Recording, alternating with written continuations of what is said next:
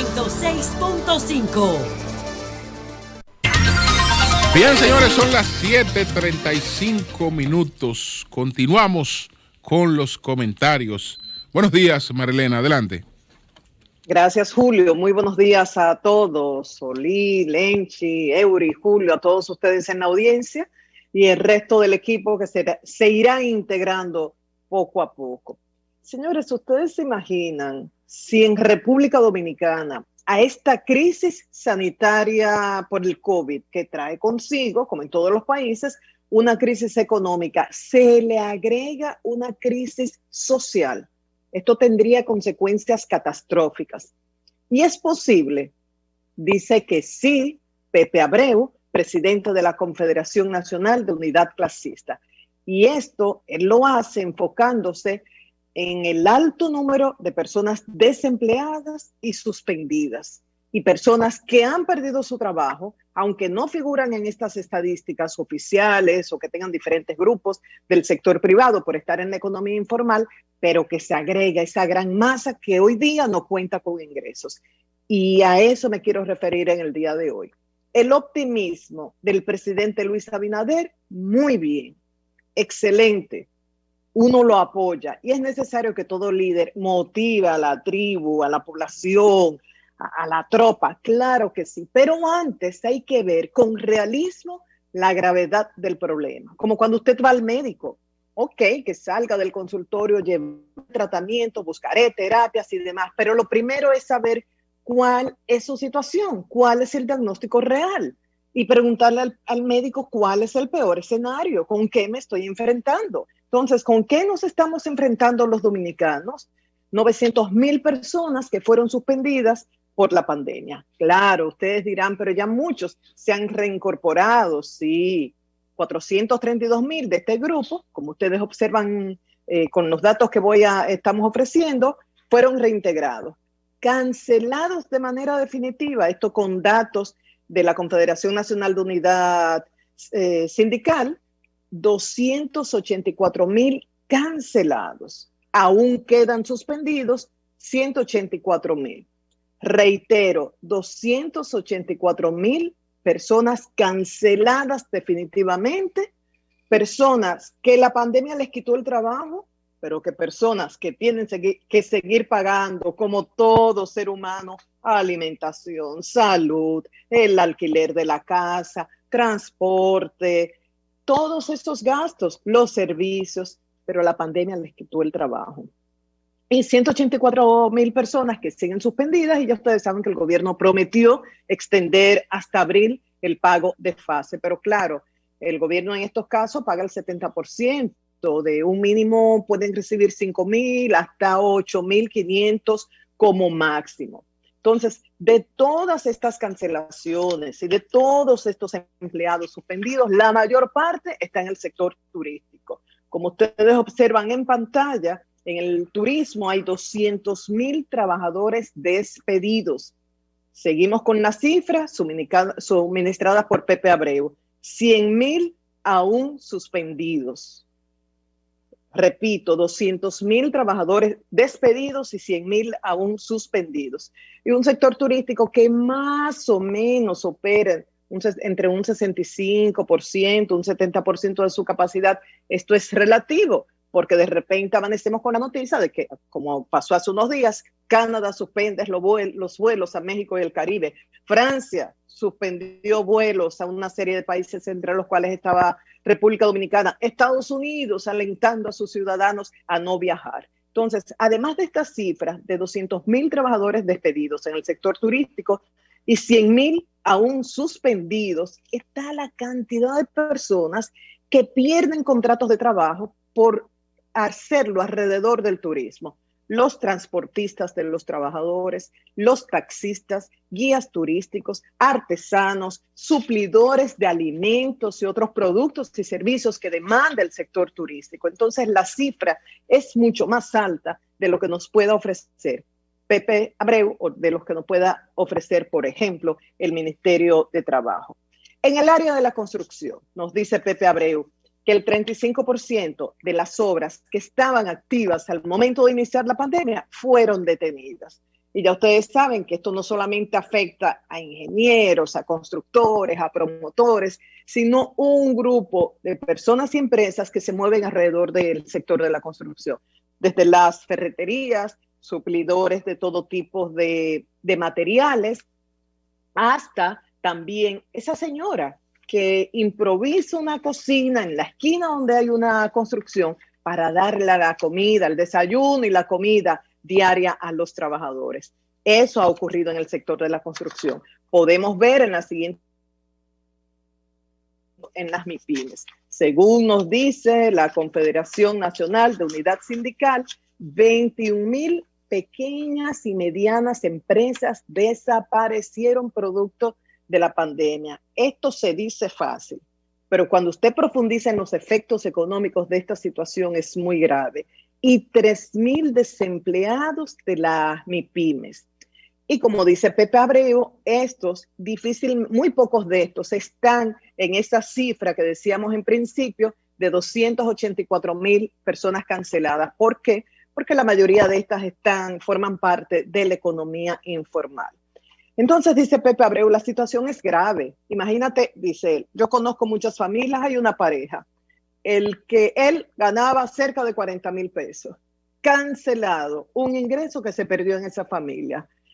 Y ella está en fase, recibiendo 8,500.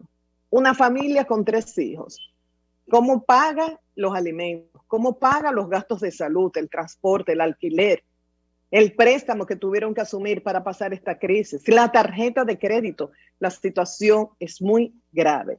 Y de ahí que Pepe Abreu dice, advierte, tenemos que tener cuidado. Ya tenemos bastante con la crisis económica, bastante con la crisis sanitaria, que lo ha producido todo, pero si no se toman medidas, podemos caer en una crisis social y esto sería sumamente peligroso. ¿Qué dice Pepe Abreu? Porque ustedes saben, no solamente alertar sobre el problema, dar soluciones. Lo primero, él dice que esto lo tenemos que asumir todos. Esto no es un problema del PRM, esto no es un problema del gobierno de Luis Abinader, esto no es un problema de un segmento de la economía, es un problema de todos, porque una crisis social nos va a afectar a todos por igual. Dice, favorece el pacto nacional del cual habló el presidente Luis Abinader y dice, todo lo que se haga debe estar más allá de bandería política. Y algo muy importante que él dice, evaluar áreas económicas que no tengan que ver con variables externas. Decía el turismo, muy bien, sabemos la importancia que tiene el turismo para la economía nacional, pero estamos dependiendo de la situación y de las decisiones de los países emisarios de turistas. Entonces, mientras Canadá, Francia, Estados Unidos mantengan esta situación, nuestro turismo no va a despegar, nos vamos a quedar cruzados de brazos. Y él dice, ¿por qué no evaluar cómo dinamizar áreas de la economía que dependan de nosotros? Dice, la construcción, a dinamizar la construcción, a construir infraestructuras, a construir viviendas, a construir, a reparar viviendas. Sabemos que el gobierno está en esta onda, pero destaco como este líder sindical dice, hay que enfatizar en los incentivos al área de la construcción. Otra área que recomienda también que sea impulsada es el área de la agricultura. Dice, esto nos ayuda a depender menos del exterior, a fortalecer nuestra seguridad alimentaria y puede ayudarnos a impulsar la economía sin tener que estar dependiendo de variables externas, de que si un país decide que su nacional pueda viajar o no a la República Dominicana. Entonces, nuestra intención en el día de hoy no es ser dramática ni pesimista, no, todo lo contrario, a ver con realismo y objetividad este grave problema de los desempleados, de los cancelados, de los suspendidos, de los que han perdido sus ingresos y ver cómo esto se va a resolver para evitar que una crisis social nos regale un 3 en 1, crisis sanitaria, crisis económica y crisis social, porque esto, como dije antes, sería catastrófica y eso no lo queremos. Con esto concluyo, Julio. Bueno, Marilena, el cuadro que describe ahí a propósito de estos datos de Pepe Abreu es un cuadro al que hay que prestarle mucha atención porque no solo estamos hablando en el caso de esos 184,000 suspendidos, que cuando tú en la suma que hacías, cuando te referías a los indirectos, pues tal vez pudiéramos estar llegando a más de 200,000 personas. Entonces, no estamos hablando solamente de que esa gente esté pasando trabajo, que ya de por sí es suficiente para preocuparse. Lo que ocurre además es que eso le está comunicando un problema a la economía. Le está comunicando un problema a la economía porque esa gente se interrelaciona con otras ramas de la economía. Esa gente pues se interrelaciona con los bancos pequeños, con los bancos que le prestan a las microempresas, al crédito barrial, por ejemplo, que tú tienes varios bancos que se dedican a eso, tiene cooperativas que se dedican a eso, pero esas instituciones financieras que operan en los barrios, que operan hacia el crédito informal, tienen comunicación con la banca formal. Entonces, ese problemita que está ahí abajo, que no es un problemita, que lo vemos abajo, llega arriba de alguna manera. Y ya las informaciones que tengo me dicen que ha estado llegando a través del tema de las tarjetas de crédito, de la morosidad en un porcentaje importante de tarjetas de crédito. Ha estado llegando a partir de la morosidad en una parte importante de crédito, de préstamo. Entonces, ahí hay un tema que todavía nosotros estamos en las posibilidades de enfrentar, pero si se deja que se siga desarrollando, pues ya tú sabes. Y yo creo, Julio, que en ese interés de ser optimista, yo apoyo ese tipo de discurso, lo apoyo con Abinader y lo apoyaba con Danilo Medina, porque en ocasiones él hablaba así, de infundir ánimo, vamos a salir de esto fortalecidos, vamos a llegar todos juntos, está muy bien, pero a veces la gente se pierde y se olvida de la gravedad del problema. Eso hay que tenerlo en cuenta y hay que hablarle a la población claramente. Y lo otro, los programas de asistencia social tienen un límite. Esto de fase llega hasta abril y después, ¿qué va a pasar? El gobierno no podrá mantener esto. O sea, ¿qué vamos a hacer con este ejército de desempleados? El gobierno tiene un gran reto en dos niveles ante esto. Los planes sociales debe hacer un esfuerzo porque se pensó en abril en función de que pudiera recuperarse un poco, pero no ha sido así. Y este golpe del turismo es un poco fuerte. Entonces, creo que el gobierno, vista esa realidad que tú pones que es, ¿verdad?, que da el cenus, es una realidad que tiene que poner a pensar seriamente a las autoridades sobre los apoyos de los planes sociales y sobre el plan de apoyo a las pymes, que lo anunciaron, es muy interesante. Yo decía, Marilena, y creo que con esos datos que tú analizabas le da más consistencia.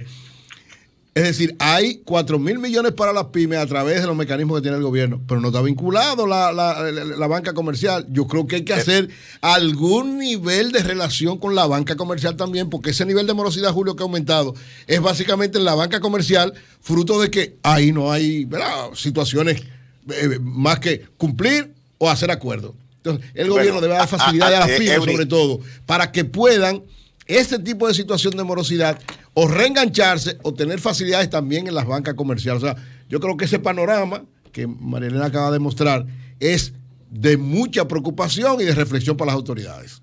Lo importante, de la única manera que ayudan los 4,000 millones para el tema de la pyme es permitirles renegociación de su deuda. Exactamente. Porque si tú tienes una empresa y la tienes cerrada, por ejemplo, y tiene una morosidad que está siendo aplicada, no puede hacer nada. Y pienso que es la mejor asistencia, porque el tema es que tenemos limitaciones de los aforos, por ejemplo, en los restaurantes, lo que disminuye su capacidad productiva.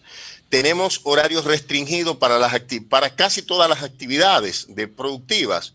Entonces, esto limita la capacidad de las empresas para cumplir con sus obligaciones. Pienso que esos fondos deben tener dos objetivos. 4,000 millones entiendo que poco.